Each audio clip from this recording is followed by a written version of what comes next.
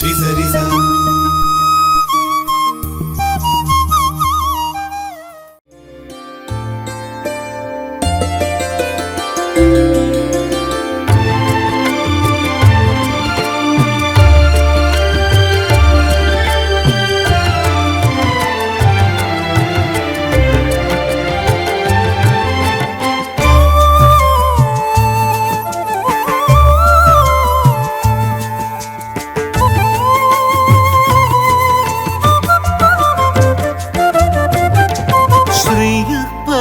श्रीमति शासितुं जगज्जगन्निवासो वसुदेव सद्मनि श्रियपति श्रीमति शासितुं जगज्जगन्निवासो वसुदेव सद्मनि वसन् ददर्शावतरन्तमम्बरात् हिरण्यगर्भाङ्गभुवं मुनिं हरि वसन्तदर्शावतरन्तमम्बरात् हिरण्यगर्भाङ्गभुवं मुनिं हरि.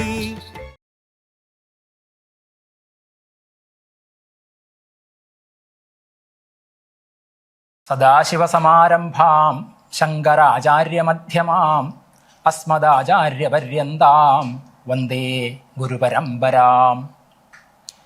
ദേവീം വാചമജനയന്ത ദേവാസ്താം വിശ്വരൂപാ പശവോ വദന്തി സാ നോ മന്ത്രേഷമൂർജന്തുഹാനാ ധേനുർവാഗസ്മാനപസുഷ്ടുതൈതു.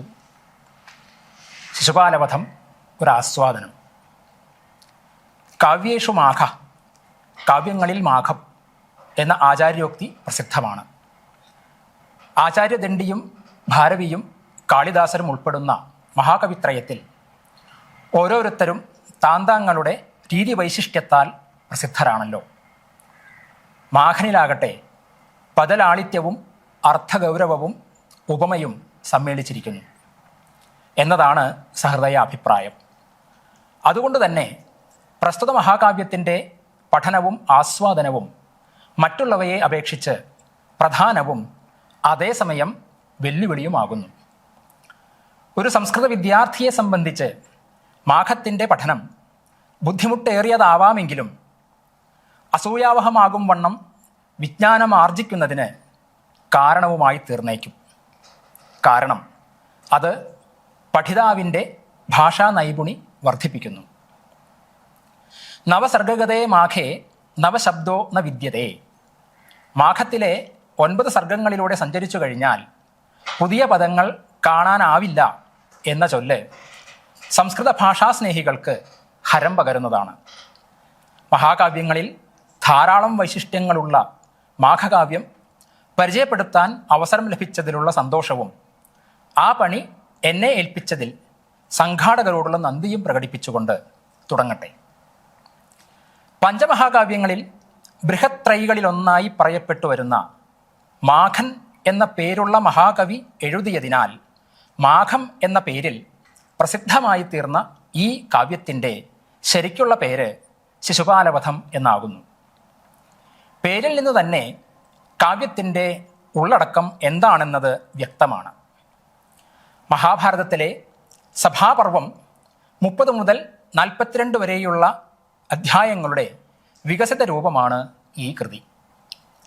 ധർമ്മപുത്ര മഹാരാജാവിൻ്റെ രാജസൂയത്തിൽ കൃഷ്ണനെ അർഘം കൊടുത്ത് മാനിച്ചതിൽ ക്ഷുഭിതനായ ശിശുപാലരാജൻ കൃഷ്ണനുമായി പോരാടുന്നു. യുദ്ധാന്ത്യത്തിൽ കൃഷ്ണൻ ശിശുപാലനെ തൻ്റെ സുദർശനം കൊണ്ട് കൊല്ലുന്നു. ഈ ഇതിഹാസ പ്രമേയം 1679 പദ്യങ്ങളിലൂടെ വിവരിക്കുകയാണ് മാഘകവി ചെയ്യുന്നത്. മഹാകാവ്യ ലക്ഷണങ്ങൾ ഒത്തിണങ്ങിയ ഈ കാവ്യത്തിൽ 20 സർഗങ്ങളുണ്ട്. ഓരോ സർഗത്തിലെയും വിഷയം ചെറുതായൊന്ന് ചിന്തിക്കാം. 1-ാം സർഗത്തിലെ കഥ ഇപ്രകാരമാണ്. ലോകപാലകനായി കൃഷ്ണൻ വസുദേവഗൃഹത്തിൽ താമസിക്കുന്ന സമയത്ത് അദ്ദേഹത്തെ കാണാൻ ഇന്ദ്രൻ്റെ സന്ദേശവുമായി നാരദമുനി മാനത്തു നിന്ന് ഇറങ്ങി വരുന്നു. ശ്രിയപ്പതി ശ്രീപതി ശാസിതും ജഗന്നിവാസോ വസുദേവ സത്മനി വസന്തദർശാവതരന്തമംബരാധിരണ്യഗർഭാംഗഭുവം മുനിം ഹരി. സ്വന്തം കൈകൊണ്ട് നാരദമുനിയെ പീഠത്തിൽ ഇരുത്തിയ ശേഷം പുരാണമുനിയായ കൃഷ്ണൻ നാരദരോട് അദ്ദേഹത്തിൻ്റെ ആഗമനോദ്ദേശം ചോദിച്ചപ്പോൾ തൻ്റെ ദൗത്യം അദ്ദേഹം അറിയിക്കുന്നു. പൂർവജന്മങ്ങളിൽ ഹിരണ്യകശിപുവും രാവണനുമായി ജീവിച്ചു മരിച്ചവനും ഇപ്പോൾ മറ്റൊരു ജന്മമെടുത്ത് സ്വന്തം രൂപം മറച്ചുവച്ച് മറ്റുള്ളവരാൽ തിരിച്ചറിയപ്പെടാതെ കഴിയുന്നവനുമായ ബ്രഹ്മാവിൻ്റെ കൽപ്പന ലംഘിച്ചവനുമായ ശിശുപാലനെ യമൻ്റെ ഗൃഹത്തിലെ അതിഥിയാക്കാൻ നാരദമുനി അദ്ദേഹത്തോട് അഭ്യർത്ഥിക്കുന്നു. പ്രസ്തുത ശ്ലോകങ്ങൾ ഉദ്ധരിക്കുന്നു.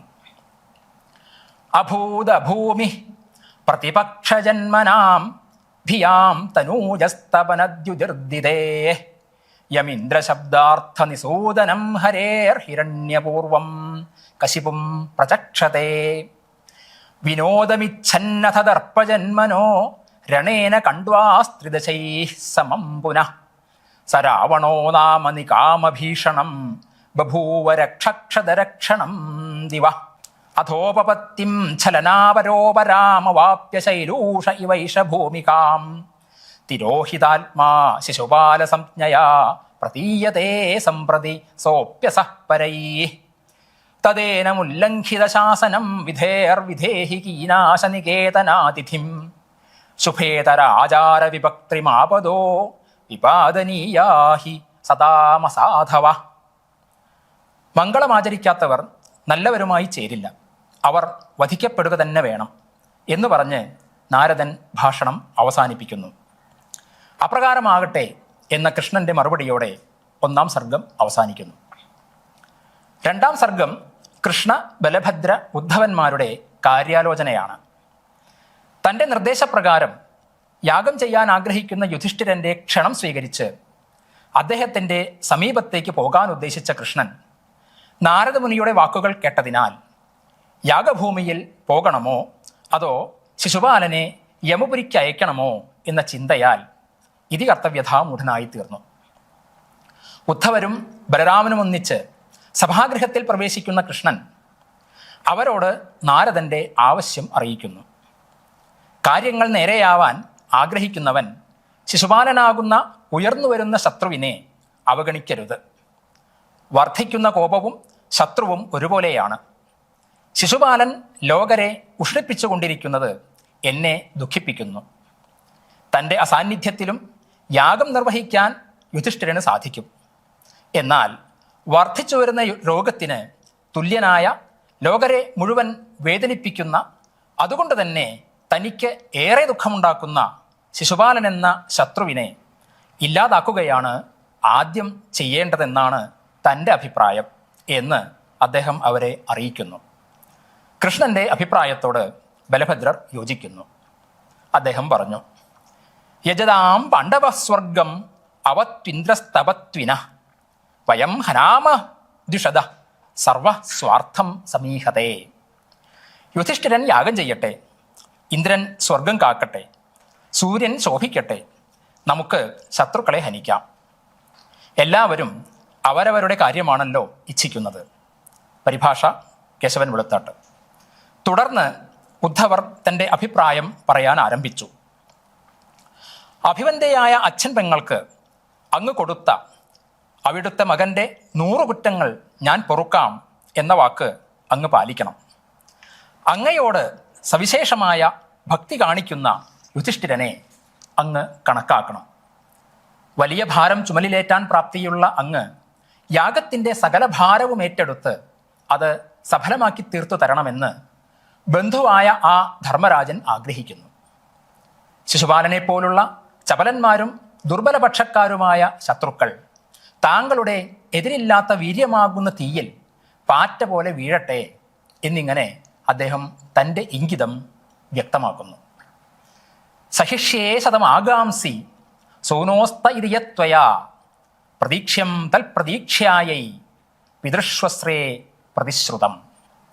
സവിശേഷം സുതേ പാണ്ഡോർ ഭക്തിം ഭവതി തന്വതി വൈരായിതാരസ്തരളാ സ്വയം മത്സരിണ പരേ. സംഭാവ്യത്വാം അതിഭരക്ഷമസ്കന്ധം സ ബാന്ധവ സഹായമധ്വരധുരാം ധർമ്മരാജോ വിവക്ഷത്തെ. സഹജചാപലദോഷസമുദ്ധതശ്ചലിത ദുർബലപക്ഷപരിഗ്രഹ തവ ദുരാസദവീര്യവിഭാവസൗ ചലഭതാം ലഭതാമസുഹൃദ്ഗണ. നീതിവാക്യാനുസാരിയായ ഉദ്ധവരുടെ ഈ വാക്കുകൾ കൃഷ്ണൻ സന്തോഷത്തോടെ കേൾക്കുന്നതായി ചിത്രീകരിച്ചുകൊണ്ട് മന്ത്രാലോചന എന്ന 2ാം സർഗം അവസാനിക്കുന്നു. രാഷ്ട്രമീമാംസാ തത്വങ്ങൾ വേണ്ടുവോളം ഉൾക്കൊള്ളുന്നതാണ് ഈ സർഗം. യുദ്ധത്തിൽ ആശയില്ലാതെ സഭയിൽ നിന്ന് സൗമ്യനായി ഇറങ്ങി വരുന്ന ശങ്ക തീർന്ന കൃഷ്ണൻ ഇന്ദ്രപ്രസ്ഥത്തിലേക്ക് പുറപ്പെടുന്നതാണ് 3ാം സർഗ ആരംഭം. പല കാലത്തിൽ പല പ്രകാരത്തിൽ കേൾവി കേട്ടവനാണെങ്കിലും എന്നും മറ്റുള്ളവരുടെ പ്രീതിക്ക് മാത്രം പാത്രമായവനും അതുകൊണ്ട് തന്നെ പുത്തനായി തോന്നുന്നവനും രഥത്തിലേറിപ്പോകുന്നവനുമായ അദ്ദേഹത്തെ കാണാൻ ജനക്കൂട്ടം തേർവീഥിക്കരികിലെത്തുന്നു. കൽപ്പാന്തത്തിലെ സുഹൃത്തും തൻ്റെ മടിത്തട്ടാകുന്ന കിടക്കയിൽ കിടക്കുന്നവനുമായ അദ്ദേഹത്തിൻ്റെ വരവ് കണ്ട് സമുദ്രം അത്യധികമായ സന്തോഷത്തോടെ നീട്ടി ഉയർത്തിപ്പിടിച്ച അലകളാകുന്ന കൈകളാൽ അദ്ദേഹത്തെ എതിരേൽക്കുന്നതായി കവി വർണ്ണിക്കുന്നു. 4ാം സർഗം മുതൽ 12ാം സർഗം വരെയുള്ള ഭാഗം വർണ്ണനകളാൽ നിബിഡമാണ്. ഇന്ദ്രപ്രസ്ഥത്തിലേക്കുള്ള യാത്രാമധ്യേ കൃഷ്ണനും കൂട്ടരും രൈവതക പർവ്വതം കാണുന്നതും രൈവതക പർവ്വത വർണ്ണനയുമാണ് 4ാം സർഗത്തിലെ പ്രതിപാദ്യം. യാദവപ്പടയുടെ പുറപ്പാടാണ് 5ാം സർഗ വിഷയം. കൃഷ്ണൻ രൈവതക പർവ്വതത്തിലെത്തുന്നതും അവിടെ ശിബിരത്തിൽ വസിക്കുന്നതും കൃഷ്ണൻ്റെ കൂടാര വർണ്ണനയും സമീപമുള്ള ഗജാശ്വങ്ങളുടെ വർണ്ണനയും ഈ സർഗത്തിൽ കാണുന്നു. 6ാം സർഗത്തിൽ ഋതുവർണ്ണനയാണ് വിഷയം. ഋതുഭേദങ്ങളും അവയുടെ വൈശിഷ്ട്യവും ആ പർവ്വത്തിൽ കൃഷ്ണൻ സാമോദം അനുഭവിക്കുന്നു. 7ൽ കാനന ശ്രീ കാണാൻ പുറപ്പെടുന്ന കൃഷ്ണനെ വർണ്ണിക്കുന്നു. വളരെ പൂക്കളുള്ള കാടുകളിലേക്ക് യുവതികളോടൊത്ത് പോകാൻ യാദവർ ആഗ്രഹിക്കുന്നതും തുടർന്ന് കാട്ടിൽ വെച്ചുള്ള അവരുടെ ലീലാവിനോദ വർണ്ണനകളുമാണ് സർഗാന്ത്യത്തോളമുള്ളത്. 8ാം സർഗത്തിൽ ജലക്രീഡാ വർണ്ണനമാണ്. ദിനം മുഴുവൻ വെള്ളത്തിൽ മുങ്ങിക്കിടന്ന് പുരസ്ത്രീകളുടെ കോപം കഴുകിക്കളഞ്ഞ യാദവന്മാരെ കണ്ട് സൂര്യനും അക്കരക്കടലിലെ വെള്ളത്തിൽ മുങ്ങാൻ കൊതിച്ചതായി കവി വർണ്ണിക്കുന്നു. 9ാം സർഗത്തിൽ സൂര്യാസ്തമയത്തിൻ്റെയും ചാന്ദ്രശോഭയുടെയും വർണ്ണനയ്ക്കു ശേഷം യാദവരുടെ നിശാകാമകേളികൾ അവതരിപ്പിക്കുന്നു. 10ാം സർഗത്തിൽ സ്പഷ്ടമായ കാമാവേശത്താലും അനുരാഗത്താലും സുരതക്രീഡയിൽ ഏർപ്പെട്ട യാദവ സ്ത്രീ പുരുഷന്മാരുടെ അവസ്ഥ കണ്ട് താഴ്ന്ന ചന്ദ്രനോടുകൂടിയ ആ രാത്രി ലജ്ജ കൊണ്ടെന്നോണം തല താഴ്ത്തി മടങ്ങിപ്പോകാൻ തുടങ്ങുന്നതായും വർണ്ണിക്കുന്നു. സുരതാനന്തരം നിദ്രയെ പ്രാപിച്ചവരുടെ അവസ്ഥ വർണ്ണിച്ച ശേഷം ഉഷസന്ധ്യയെയും സൂര്യോദയത്തെയും ഇരുട്ടകലിനെയും ചന്ദ്രാസ്തമയത്തെയും 11ാം സർഗാവസാനത്തിൽ വർണ്ണിക്കുന്നു. ഇതിലെ 48ാം പദ്യത്തിലെ സൂര്യോദയ വർണ്ണന അതിമനോഹരമാണ്. ക്ഷണമയമുപവിഷ്ട ക്ഷ്മാതലന്യസ്തപാദ പ്രണതി പരമവേക്ഷ്യ പ്രീതമന്നായ ലോകം ഭുവനതല്ലമശേഷം പ്രത്യവേക്ഷിഷ്യമാണ ക്ഷിതിധരതടപീഠാത് ഉത്ഥിത സപ്തസപ്തി. ഈ സൂര്യൻ കുറച്ചുനേരം ഭൂമിയിൽ കാലൂന്നി ഇരുന്ന് നമസ്കരിക്കുന്നവരും സന്തുഷ്ടവരുമായ ജനങ്ങളെ വേഗം നോക്കിയിട്ട് ലോകത്തെ മുഴുവൻ വിസ്തരിച്ച് പരിശോധിക്കാനായി പർവ്വതമാകുന്ന പീഠത്തിൽ നിന്ന് എഴുന്നേറ്റു. പരിഭാഷ കേശവൻ വെളുത്താട്ട്. പൗരന്മാരുടെ നമസ്കാരം സ്വീകരിച്ച് നാട്ടുരാജ്യങ്ങൾ അന്വേഷിക്കാനിറങ്ങുന്ന രാജാവിൻ്റെ രൂപം ഇതിൽ കാണാം. 12ാം സർഗത്തിൽ സൂര്യോദയത്തിനു ശേഷം കൃഷ്ണൻ യാദവരുമൊത്ത് ഇന്ദ്രപ്രസ്ഥത്തിലേക്ക് പുറപ്പെടുന്നതും കാടും നാടും നഗരവും മൃഗങ്ങളുടെ വിവിധ ഭാവങ്ങളും കണ്ട് സേനയോടൊത്ത് അദ്ദേഹം സഞ്ചരിക്കുന്നതും വർണ്ണിക്കുന്നു. സൈന്യം യമുനാനദി കടക്കുന്നതോടെ ഈ സർഗം അവസാനിക്കുന്നു. മേൽ സൂചിപ്പിച്ച 8 സർഗങ്ങളിലും കവി മനുഷ്യൻ്റെ സ്വാഭാവികമായ കാമനകളെയും ഭാവഹാവങ്ങളെയും കൃത്രിമത്വം ഒട്ടുമില്ലാതെ വരച്ചുകാട്ടുന്നു. യമുനാ നദി കടന്ന് ഇന്ദ്രപ്രസ്ഥപുരി സമീപമെത്തുന്ന കൃഷ്ണനെയും പരിവാരങ്ങളെയും അനുജന്മാരോടൊത്ത് യുധിഷ്ഠിരൻ സ്വീകരിച്ചുകൊണ്ട് 13-ാം സർഗം തുടങ്ങുന്നു. കൂടിക്കാഴ്ചയ്ക്കും പരസ്പര ആശ്ലേഷങ്ങൾക്കും ശേഷം തേരിൽ ഭീമാർജുനന്മാരുടെ നടുക്കിരുന്ന് കൃഷ്ണനും സേനയും ഇന്ദ്രപ്രസ്ഥത്തിൽ പ്രവേശിക്കുന്നു. കൃഷ്ണനെ കണ്ട പുരസ്ത്രീകളുടെ അവസ്ഥ വർണ്ണിക്കുന്നു. അകൃതസ്വസത്മഗമനാദരക്ഷണം ലിപികർമ്മ നിർമ്മിത ഇവ വ്യതിഷ്ഠത ഗതമച്യുതേന സഹ ശൂന്യതാം ഗത പ്രതിപാലയൻ മന ഇവാംഗനാജന. കൃഷ്ണന്റെ കൂടെ പോയ മനസ്സിനെ പ്രതീക്ഷിച്ചിട്ടെന്ന പോലെ സ്ത്രീകൾ ശൂന്യമായ മനസ്സോടെ തങ്ങളുടെ വീട്ടിലേക്ക് പോകുവാൻ ഉത്സാഹമില്ലാതെ ചിത്രത്തിൽ എഴുതിയതുപോലെ നിന്നു. പരിഭാഷ കേശവൻ വെളുത്താട്ട്. ഇവിടത്തെ ലിപികർമ്മ നിർമ്മിത ഇവ വ്യതിഷ്ഠത എന്നതിന് സമമാകുന്നു ചിത്രാർപ്പിതാരംഭ ഇവ അവതസ്ഥേ എന്ന രഘുവംശവാക്യം. മാത്രവുമല്ല, കൃഷ്ണന്റെ വരവ് കണ്ട് ആ രാജവൃന്ദം ഉഷ്ണിക്കുന്ന ശരീരം കാറ്റിനാൽ എന്ന പോലെ ഏറ്റവും സന്തോഷം അനുഭവിച്ചു. സനിദാഘമംഗമിവ മാതരീശ്വന. കൃഷ്ണനും യുധിഷ്ഠിരനും യഥാസ്ഥാനം ഇരുന്ന ശേഷം കൃഷ്ണൻ മറ്റുള്ള സഭാവാസികളോടും ബന്ധുക്കളോടും കുശലാന്വേഷണം നടത്തുന്നു. 14-ാം സർഗം യുധിഷ്ഠിരൻ്റെ രാജസൂയ വർണ്ണനയാണ്. യാഗം ചെയ്യാൻ ആഗ്രഹിക്കുന്ന തന്നെ അനുവാദം തന്ന് അനുഗ്രഹിക്കണമെന്നും തൻ്റെ ധർമാനുഷ്ഠാന പൂർത്തീകരണത്തിന് കൃഷ്ണനാകുന്ന വടവൃക്ഷം വേരോടെ ഉണ്ടാകണമെന്നും അദ്ദേഹം കൃഷ്ണനോട് അപേക്ഷിക്കുന്നു. തുടർന്ന് യാഗവർണ്ണനയാണ്. ഋത്വിക്കുകൾക്ക് ദക്ഷിണയും മറ്റുള്ള സഭാവാസികൾക്ക് സൽക്കാരങ്ങളും വിധി അനുസരിച്ച് നൽകിയ ശേഷം ആർക്കാണ് അർഘം കൊടുക്കേണ്ടത് എന്ന് ആചാര്യന്മാരോട് ചോദിക്കുന്നു. മറ്റനേകം ഗുണവാന്മാർ ഉണ്ടെങ്കിലും അസുരശത്രുവായ കൃഷ്ണൻ തന്നെയാണ് അതിന് അർഹനെന്ന് ഭീഷ്മാചാര്യൻ പറയുന്നു. ആചാര്യവചനം അനുസരിച്ചുകൊണ്ട് യുധിഷ്ഠിരൻ രാജാക്കന്മാരുടെ മുമ്പിൽ വെച്ച് കൃഷ്ണന് മഹത്തായ അർഘം കൊടുത്തിട്ട് അദ്ദേഹത്തെ അനർഘൻ, വിലമതിക്കാനാവാത്തവൻ ആക്കുന്നു. 14-ാം സർഗം വരെ പ്രതിപാദിച്ചിരിക്കുന്ന കഥകളാണ് ഇവിടെ പറഞ്ഞത്. 15-ാം സർഗം മുതൽക്കുള്ളത് അടുത്ത എപ്പിസോഡിൽ പറയുന്നതായിരിക്കും.